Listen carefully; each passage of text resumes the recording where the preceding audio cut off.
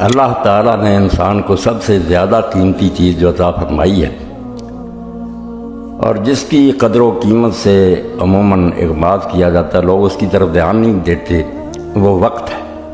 وقت سے زیادہ قیمتی کوئی خزانہ نہیں جو تیزی سے ختم ہوتا جا رہا۔ آدمی کا اس بارے میں کوئی اختیار اور بس نہیں ہے کہ اس کو وہ سٹاپ کر لے، روک لے کہ بس فضول کاموں میں اپنی زندگی گزار کر پھر دیکھوں گا کہ زندگی چل رہی ہے۔ یعنی اتنی تیزی سے جا رہی ہے کہ کوئی چیز اس کی مانند نہیں۔ بجلی کی مثال بھی نہیں ہم دے سکتے۔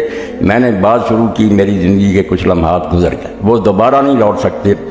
اور حالت یہ ہے کہ حضرت امیر المومنین علی رضی اللہ عنہ فرماتے ہیں الدہر یومان، کہ وقت دو قسم کا ہے، یوم القا و یوم اللیل۔ یا تو وہ وقت گزر گیا جو تیرے حق میں ہے، یا وہ وقت تو نے بسر کر لیا جو تیرے خلاف ہوگا۔ اس لیے یہ نہیں بات کہ وقت گزرتا جا رہا تو کوئی پرواہ نہیں، ہر لمحہ یا ہمارے گلے میں لعنت کا طوق بن رہا ہے یا وہ ہمارے لیے ابدی سعادت کا باعث بن رہا۔ اس لیے سب سے زیادہ جس بات پر قرآن مجید نے زور دیا، اور وہ سورہ جس کے بارے میں امام شافعی رحمۃ اللہ علیہ فرماتے ہیں کہ قرآن مجید میں سے کچھ بھی نازل نہ ہوتا تو یہ سورہ والعصر ہی لوگوں کی ہدایت کے لیے کافی۔ اس کے شروع میں جو اللہ نے قسم اٹھائی والعصر، عصر میں دو معنی ہوتے ہیں نا، تیزی سے گزرنا اور تیزی سے گزرنا۔ اللہ فرماتا ہے عمر اتنی تیزی سے گزر رہی ہے، یہ تمہارے بس سے باہر، اس کی باغیں پکڑ کر رکھو، کام لے لو اس سے۔ اور اسی لیے ایک موقع پر حضرت علی رضی اللہ عنہ فرماتے ہیں ما من یوم یمر علی ابن آدم الا قال له ذلک اليوم۔ جو دن بھی آتا ہے نا بنی آدم پر، وہ اعلان کرتا، بزبان حال دعائی دیتا ہے انا یوم جدید، کہ تیرے رب نے رحم فرمایا کہ تیرے گناہوں کی وجہ سے تجھے مٹایا نہیں، ایک دن کی اور مہلت دے دی۔ اور رسول کریم علیہ الصلوۃ والسلام اسی لیے جب سورج کو نکلتا دیکھتے تھے تو یہ دعا کرتے تھے الحمدللہ الذی قالنا یومنا ھذا برحمتہ ولم یہلکنا بذنوبنا۔ ہمارے گناہوں کو دیکھتا تو مٹا دیتا، ہم زندہ رہنے کے قابل نہیں تھے، اپنی رحمت سے ایک دن اس نے بونس دے دی۔ تو فرماتے ہیں حضرت علی رضی اللہ عنہ نے فرمایا کہ جو دن آتا ہے بنی آدم، وہ اعلان کرتا ہے نا یوم جدید وانا علیک شہید، میں نیا دن تجھے ملا ہوں اور جو کچھ تو نے مجھ میں کرنا نا، میں قیامت کے دن اس کا گواہ ہوں۔ فقل فیہا خیرا وعمل فیہا خیرا، اللہ کے بندے مجھ میں اچھی باتیں کرنا اور نیک کام کرنا تاکہ اشہد اللہ بہ عمل کر، دن قیامت میں تیرے حق میں گواہی دے سکوں، وبال نہ بنا لے۔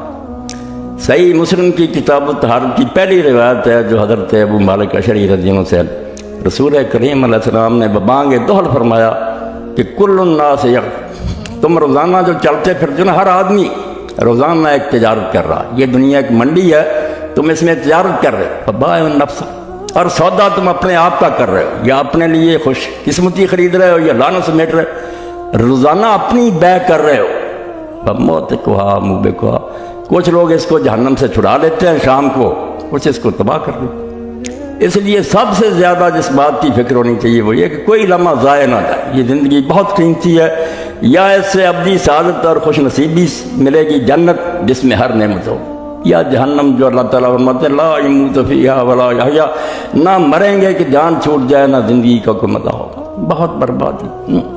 اس لیے ہمیں کوشش کرنی چاہیے کہ ہمارا ہر لمحہ جو ہے نا وہ کارآمد ثابت، اس میں ہم کچھ نفع کی بات کر لیں، ہمارے لیے زندگی وبال نہ بن جائے۔ اور اس بارے میں ہم اتنے بے بس ہیں کہ کل ہی میرے دوست، وہ بہت میرے محترم ہے، بچہ بڑا اچھا، اپنے ننہال گیا، عبد الرحمن اس کا نام، وہاں اس کے نانے نے کہا کہ عبد الرحمن تم یہاں ٹھہر جاؤ۔ اس نے کہا نہیں، مولوی صاحب نے ہمیں پابند کر دیا تھا جہاں میں، یار میں نے وہ اجتماع میں ضرور جانا۔ آ رہا تھا ایکسیڈنٹ ہو گیا، اطلاع آ گئی کہ بھائی ہم نے یہ کہا تھا، وہ رکا نہیں، یہ ہو گیا۔ اس لیے میں یہ بات کہتا ہوں کہ کوئی نہیں جانتا کس وقت کیا ہو جائے گا۔